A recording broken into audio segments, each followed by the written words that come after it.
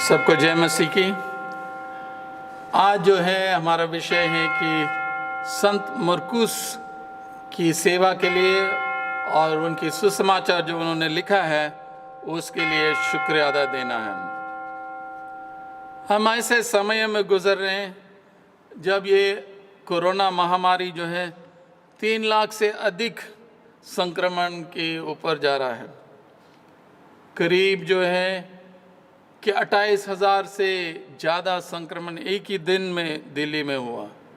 दिल्ली में 270 से अधिक लोग एक ही दिन में मरे हैं और पूरे देश में उलट पुलट है, क्योंकि इतनी मरीज़ अस्पताल के पास जा रहे हैं और अस्पतालों में जगह नहीं है, ऑक्सीजन की कमी है, लोग तड़पते तड़पते सड़क में मर रहे हैं क्योंकि ऑक्सीजन नहीं है।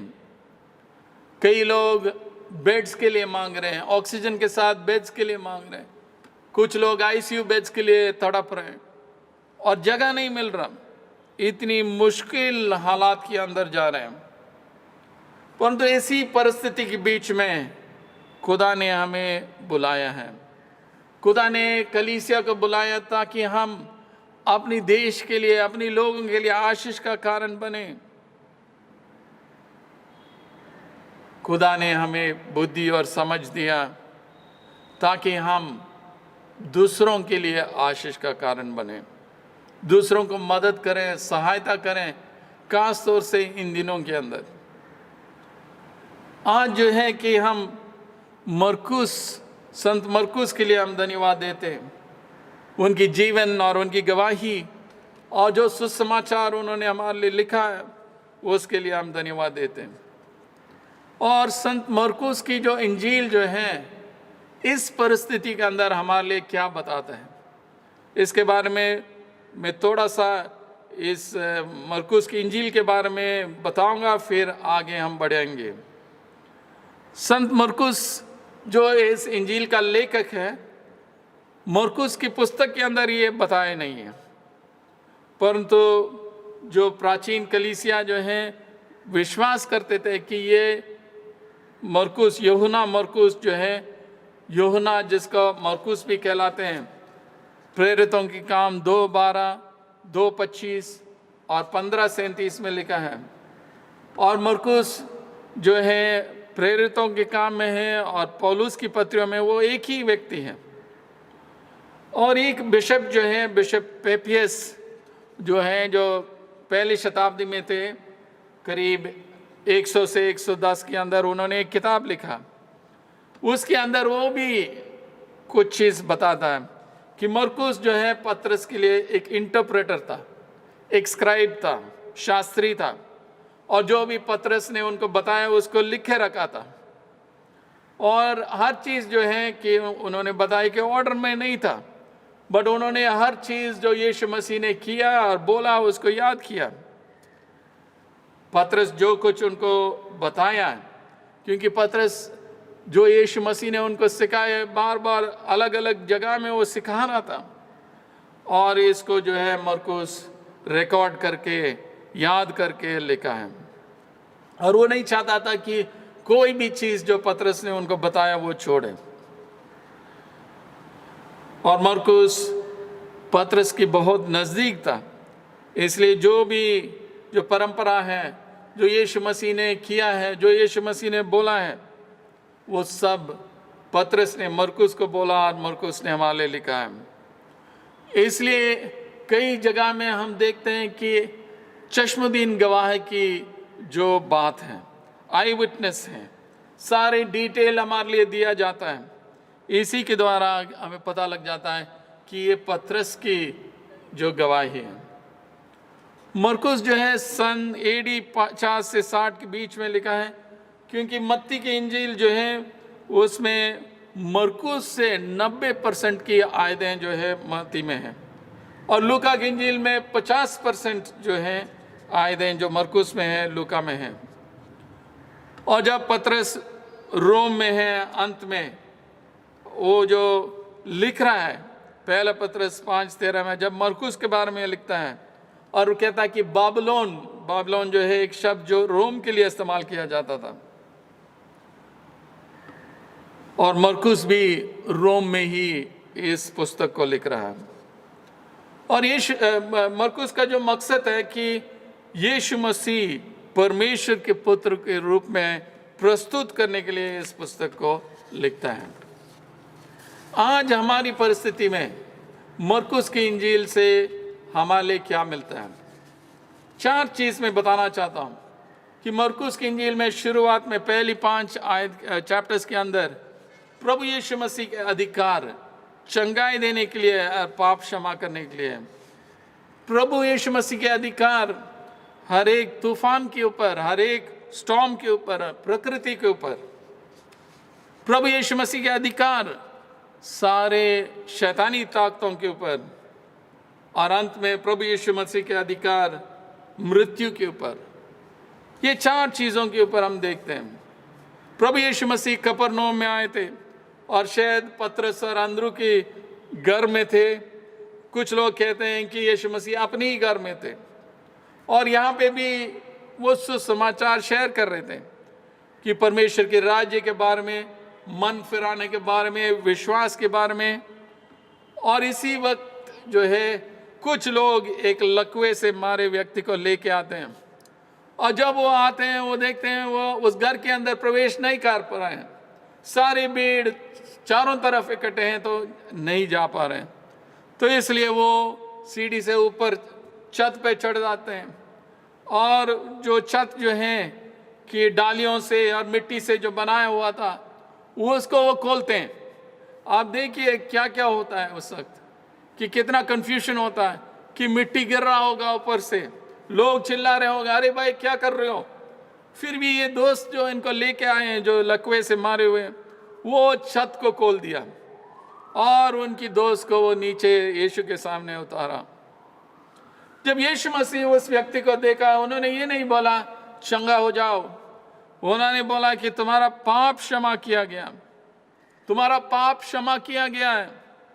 और इसको सुन के जो आसपास के लोग तो वो गुस्सा हुए, शास्त्री लोग खास तौर से, ये कौन है, क्या सोचता अपने आप को, सिर्फ परमेश्वर के पास ये अधिकार है पाप क्षमा करने के लिए। यानी आरोप लगा रहे हैं कि यीशु मसीह निंदा कर रहे हैं, क्योंकि वो दावा कर रहे हैं कि वो पाप क्षमा कर सकते हैं जो सिर्फ खुदा ही कर सकता है। कौन पाप क्षमा कर सकता है सिवा खुदा। और मरकुस समाल बताता है कि यीशु मसीह खुदा है, परमेश्वर है जो देदारी हुआ। यीशु मसीह के पास अधिकार है, पाप क्षमा करने का अधिकार है, क्योंकि वो परमेश्वर है जो इस दुनिया में आया है, शरीर में आया है। और सिर्फ ये नहीं है, वो ये भी दिखाया उनको, उनके पास पाप क्षमा करने के लिए भी अधिकार है और बीमारियों को चंगाई करने के लिए भी अधिकार है। जब यीशु मसीह उनसे पूछा कौन सी चीज सरल है, किसी को बोलना तुम्हारा पाप क्षमा हो गया, या एक लकवे से मारे हुए व्यक्ति को बोलना कि उठ खड़े हो जाओ चल फिर। पहली चीज, जब अगर किसी को बोलते हैं तुम्हारा पाप क्षमा हुआ, उसके लिए कोई बाहरी सबूत नहीं है, आप चूक के नहीं दे सकते हैं कि या सच में इसका पाप क्षमा हुआ नहीं हुआ, आप बता नहीं सकते हैं। परंतु एक लकवे से मारे हुए व्यक्ति को अगर बोलते हैं उठ खड़े हो जाओ चल फिर, अगर वो करता है फिर आपको मालूम है इनके पास अधिकार है चंगाई देने के लिए। और यीशु मसीह वही किया, पहले उनको बोला कि तुम्हारा पाप क्षमा हुआ है, उसके बाद जो है कि उनको बोला उठ फिर। प्रभु यीशु मसीह के पास पाप क्षमा करने के लिए अधिकार है। कई बार हम सोचते हैं कि क्या सारी बीमारियां पाप की वजह से हैं? कभी कभी पाप की वजह से हो सकता है और कई बार पाप की वजह से नहीं है। यूहन्ना 5:1-14 में देखते हैं कि जब एक अंधे को जो सिलोम की जो पूल है वहाँ पे जब उनको चंगाई देता है, यीशु मसीह उनको बोलता कि वापस जाके पाप मत करो, इससे बुरा हाल हो सकता है। कभी कभी बीमारी जो है कि हमारी उल्लंघन की वजह से भी हो सकता है। व्यवस्था विवरण में लिखा है कि जब हम परमेश्वर की उल्लंघन करते हैं बीमारी हमारे घरों में आता है, परंतु बीमारी के द्वारा परमेश्वर को महिमा भी मिलता है। यूहन्ना की इंजील 9 में जो है, जब एक व्यक्ति जो बचपन से अंधा था, लोग पूछते हैं किसने पाप किया, इसने किया या इनके माँ बाप ने किया? यीशु मसीह उत्तर देते हैं, इसने नहीं किया, इनके माँ बाप ने नहीं किया, परंतु इनकी चंगाई के द्वारा परमेश्वर को महिमा मिलने वाला है। यूहन्ना 11:4-40 में जब लाजर को मृत्यु से जिलाया, तब भी यीशु मसीह ने बोला कि इसको परमेश्वर को महिमा मिलेगा। तो इसलिए हर बीमारी को हम ये नहीं बोल सकते हैं कि ये हमारी पाप की वजह से है। कुछ बीमारी उसकी वजह से हो सकता है। इस महामारी के दौरान जब भी कोई और बीमार है, हम सोचते हैं कि उन्होंने पाप किया होगा तभी उनको लग गया। हम दूसरों का आराम से न्याय करते हैं, परंतु जब हमारे ऊपर आ जाता हम सोचते नहीं हैं। परंतु हम याद रखना कि सारी बीमारी पाप की वजह से नहीं है। कुछ लोग सोचते हैं कि ये महामारी, कोरोना महामारी जो है परमेश्वर की दंड है। ऐसे हम नहीं सोचना है कि परमेश्वर जो है हमें अपनी तरफ बुलाता है, उनकी तरफ बुलाता है। हम दूसरों को जो है न्याय नहीं करना। तो पहली चीज़ हमें बताया जा रहा है कि यीशु मसीह के पास अधिकार है, पाप क्षमा करने के लिए और चंगाई देने के लिए अधिकार है। फिर मरकुस 4 से 5:43 तक हम देखते हैं, 4:35 से, कि यीशु मसीह जो शक्तियाँ उनकी विरोध है उन सबको नाश करता है। पहले जो है कि एक तूफान, एक आंधी जो गलील की झील में आता है। उसके बाद जो है एक व्यक्ति जो गरासीन में है, जो दुष्ट आत्मा से ग्रसित है। फिर हम देखते हैं कि यारीर की बेटी और एक स्त्री जो 12 साल से बीमार है, उनको चंगाई मिला। तो दूसरी चीज देखते हैं कि प्रभु यीशु की अधिकार तूफानों के ऊपर, प्रकृति के ऊपर। मरकुस जो है कहता है कि ये सब जो है कि नाव में जा रहे हैं और सारे डिटेल इसमें दिया गया है। एक चश्मदीन गवाह की डिटेल है, किस टाइम में, शाम के वक्त। और भी नावें थी कि नाव में पानी भर रहा था, यीशु मसीह जो है नाव में नीचे सो रहे थे, एक तकिया रख के सो रहे थे। और यीशु मसीह जब बोला चुप हो जाओ, शांत और चुप हो जाओ, ये सब जो है कि हमें बताता है एक चश्मदीन गवाह। और गलील की जो समुद्र है उसमें कई बार जो है तूफान आ जाता था, क्योंकि चारों तरफ जो है पहाड़ थे और जो हवा जो आता है कि मेडिटेरेनियन जो समुद्र से आता है, कि इस पहाड़ों के बीच में आके जो गर्म हवा था उस झील के ऊपर, उसकी वजह से काफ़ी तूफान आते थे। यीशु मसीह डांटता है, पानी को डांटता, हवा को डांटता है और एकदम शांत हो जाते हैं, चुप हो जाओ। यानी यीशु मसीह राज्य करता है प्रकृति के ऊपर, इतिहास के ऊपर, और इसलिए कि मानव जाति के अनुभव में वो प्रवेश करता है और उनको आराम देता है, बचाता है और उनको सामर्थ को प्रकट करता है यीशु मसीह के द्वारा। चेलों को समझ में नहीं आ रहा था, वो भी पूछ रहे हैं कौन है ये व्यक्ति कि ये पानी और तूफान उनको सुनते हैं। कि जवाब हमें देना है, वो मसीहा है, जीवित परमेश्वर की बेटा है, जो पुराने नियम में यावे परमेश्वर को बताया गया, वही यीशु मसीह को भी है। वो राज्य करता, वो सिंहासन में बैठा, हर चीज उनके अंडर है।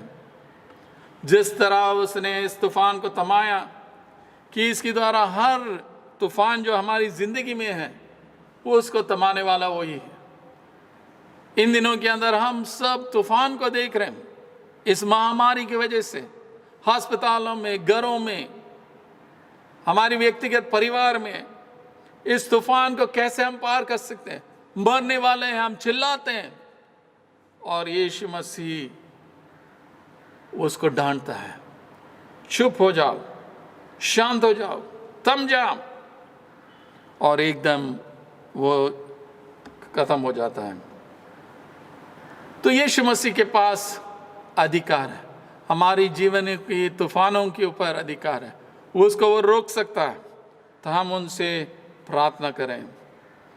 तीसरा चीज़ हम देखते हैं कि प्रभु यीशु मसीह के पास जो है सारे शैतानी ताकतों के ऊपर अधिकार है।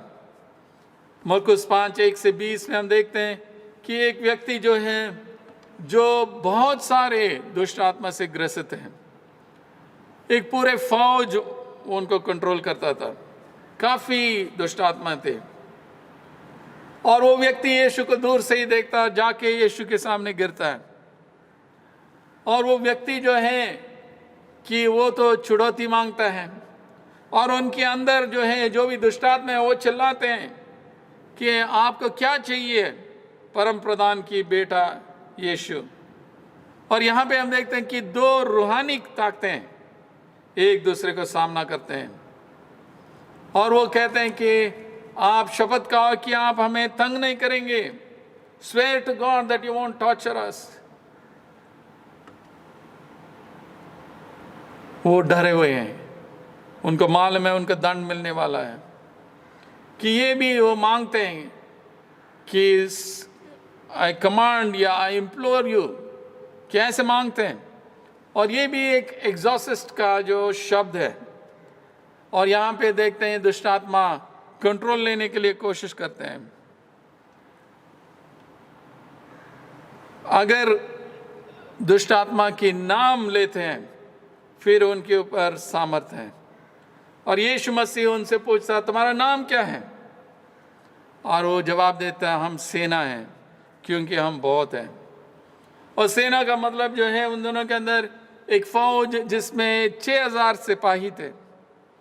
और हमें मालूम है कि जब यीशु मसीह ने आज्ञा दिया कि ये सारे दुष्ट आत्मा निकल जाएं, वो सारे सूअरों के अंदर गए और करीब 2000 सूअरें मरे हैं।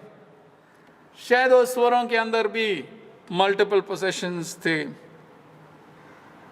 और वो यीशु से विनती करते हैं कि हमें इस इलाके से मत निकालो, क्योंकि विश्वास ये भी है कि दुष्ट आत्मा को एक जोग्राफिकल एरिया, एक इलाका के ऊपर ही अधिकार है, उससे ज़्यादा नहीं है। यीशु मसीह के पास अधिकार है दुष्ट आत्मा को निकालने के लिए। उस व्यक्ति की जो वाणी है उसको ये ताकतें जो दुष्ट आत्मा जो है इस्तेमाल करता है। और ये जो दुष्ट आत्मा से ग्रसित है, ये एक साइकोलॉजिकल पोजेशन नहीं है, साइकोलॉजिकल प्रॉब्लम नहीं है, परंतु एक आत्मा, एक दुष्ट की शक्ति उनको कब्जा लिया। और यीशु मसीह आदेश देता, आज्ञा देता है कि उनको निकालने के लिए, और एकदम वो निकल गए। और यीशु मसीह सारे शैतानी ताकतों के ऊपर विजय पाया, क्रूस पर विजय पाया। और हमारे लिए वो ताकत है, जो भी दुष्ट आत्मा से ग्रसित हैं, जो भी इससे तंग है, कि यीशु के पास अधिकार है, चुनौती देने के लिए अधिकार है। अंत में हम देखते हैं प्रभु यीशु मसीह के अधिकार जो बीमारी के ऊपर और मृत्यु के ऊपर। मरकुस 5:21-43 में जो है, मरकुस जो है कि ये सारे घटनाओं को एक क्लाइमैक्स में लेके जाता है। और इस क्लाइमैक्स में याईर की जो बेटी है जो बीमार है, और एक स्त्री जो 12 साल से वो पीड़ित है, दोनों की चंगाई मिलता है। मरकुस अभी तक हमें दिखाया है कि किस तरह यीशु मसीह ने उस तूफान को थामा है। उसके बाद जो है ये व्यक्ति जो दुष्ट आत्मा से ग्रसित हैं, उसको उनको आज़ादी दिया। अब जो है दिखा रहा है कि यीशु मसीह के पास मृत्यु के ऊपर और हर बीमारी के ऊपर अधिकार है। मरकुस के अनुसार जो है कि याईर की बेटी जो है मरने की करीब है, और जब इस स्त्री को चंगाई हो जाती है, कहते हैं कि वो मर चुकी है। मत्ती की इंजील में लिखा है कि वो स्त्री मर चुकी है, और लूका के इंजील में लिखा है कि वो मर रही है। कि कब मरी है वो स्पष्ट नहीं है, परंतु याईर ने विश्वास किया यीशु मसीह के पास अधिकार है। और मरकुस हमारे लिए इस घटना का शुरू करता है, और एक सैंडविच टेक्निक इस्तेमाल करता है। जब दूसरा घटना यानी एक स्त्री जो 12 साल से लहू बहने की जो बीमारी से ग्रसित थी, वो आके यीशु को छूती है और एकदम उनको चंगाई मिलती है। यीशु मसीह पूछते हैं कि किसने मुझे छुआ है।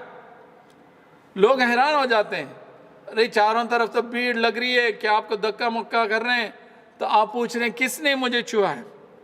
यीशु मसीह को मालूम था कि सामर्थ उनसे निकला, किसी को चंगाई मिला, उनको मालूम है।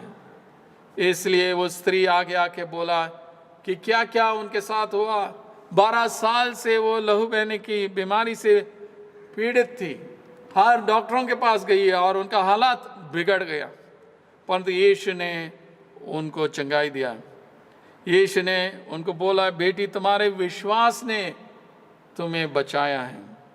और यूनानी भाषा में जो शब्द इज़ोकन जो लिखा है कि इसका डबल मीनिंग है, सेव्ड एंड हील्ड, बचाना और चंगाई पाना, दोनों का उसका है अर्थ है।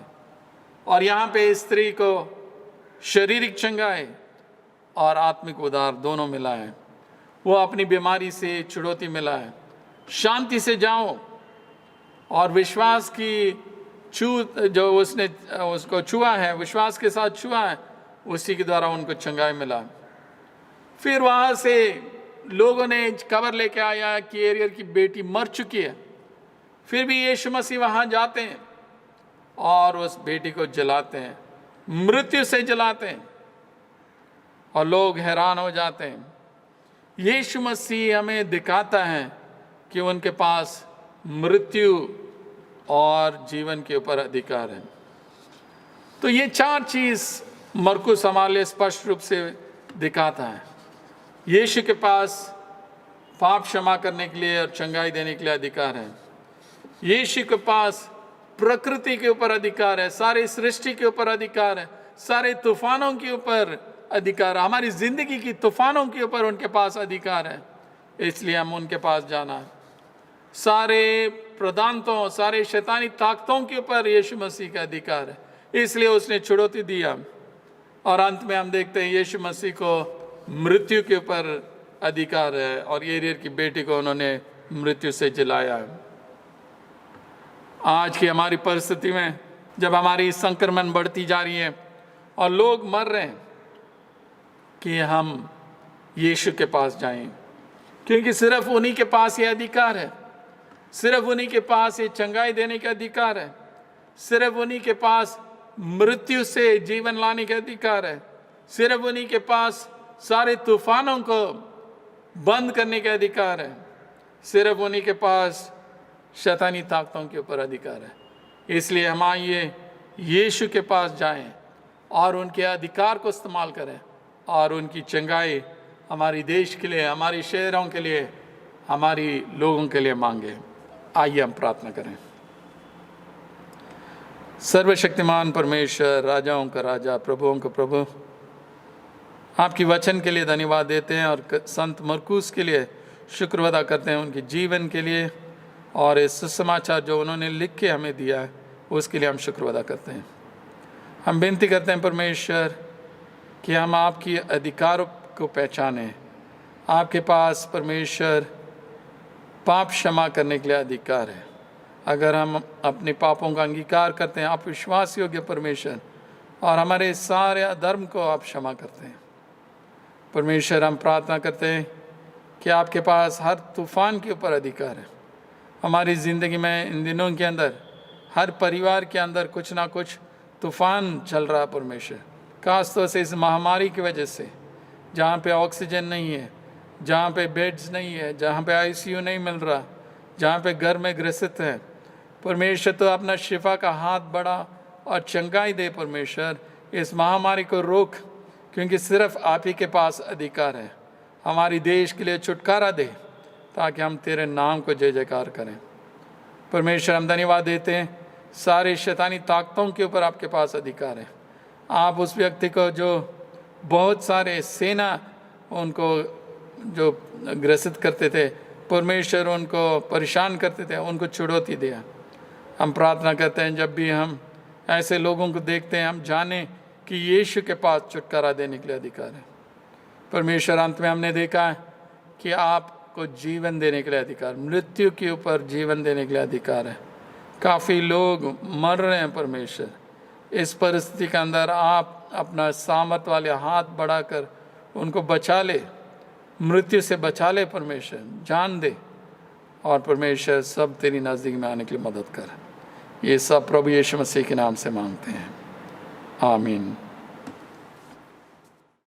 मृत्यु से बचा ले परमेश्वर, जान दे, और परमेश्वर सब तेरी नज़दीक में आने के लिए मदद कर। ये सब प्रभु यीशु मसीह के नाम से मांगते हैं, आमीन।